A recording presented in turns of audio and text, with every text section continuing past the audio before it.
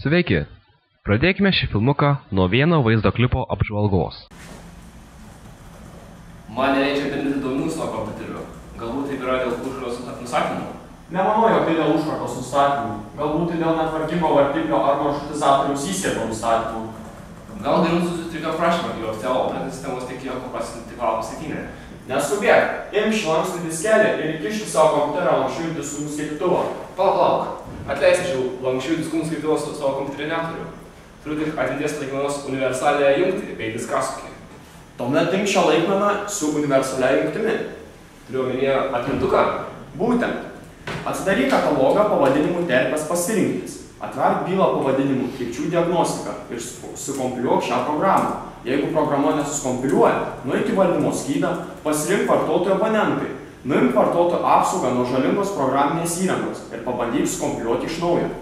Dėkuoju, būtent taip ir padarysiu. Šį filmuką pilnai suprato išties mažai žmonių, ypač jaunimo. Lietuviškoje kompiuterinėje kalboje yra vartojami išties sudėtingi ir daugam nesprantami žodžiai, kaip antai žodis tinkinti. Argi nebūtų paprasčiau vartoti žodžius derinti, keisti, priderinti. Panagrinėkime daugiau pavyzdžių. Valdymo skydo meniu, užkarda, angliškai firewall, gali būti keičiama į ugnesinį. Trikčių diagnostika, troubleshooting, į klaidų diagnostiką. Į akis krenta dar vienas pavadinimas – lengvos prieigos neįgaliesiems centras. Kodėl neįgaliesiems? Angliškoje versijoje tai tiesiog Ease of Access Center.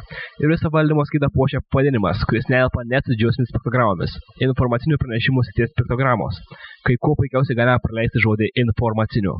Tai tiek su valdymo skydu. Puikiai galima pakeisti ir gan dažnai sutinkamą žodį – diegti. Kodėl net tarptautinis žodis instaliuoti?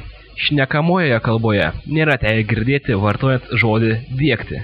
Garso įrašymo priemonė gali būti keičiama į garso įrašytuvas.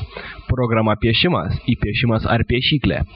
O žodis bendrinti privertė mane įsijungti anglų kalbą, kad jį suprasčiau, kuris angliškai yra share. Kodėl negalima išversti tiesiogiai – dalintis. Taipogi galima skurti savų žodžių ar vartoti anglicizmus. Pavyzdžiui, išjungti įrašius angliškai hibernate. Galima pakeisti į hibernuotis, nes turbūt mažai kas suprastų, ką reiktų daryti, jeigu kas nors pasiūlytų išjung įrašęs. O ką mums siūlo patys lietuvininkai dėl tokių lietuvybių kompiuterinėje kalboje? Pati valstybinės lietuvių kalbos komisijos pirmininkė, ponia Smetojienė sako, tačiau, jei nežinai žodžio, visuomet gali pasižiūrėti žodyne. Ten tikrai rasi žodį tinkinti. Iškyla klausimas, kas, naudodamasis kompiuteriu, juo dirbdamas ar ilsėdamasis, dar nori gaišti laiką ieškodamas žodžių reikšmių žodynuose. Taigi, norint pritraukti daugiau žmonių naudotis kompiuteriu lietuvių kalba, reiktų iš pradžių kalbą derinti pagal vartotojus, o ne kaip su mano lietuvininkai.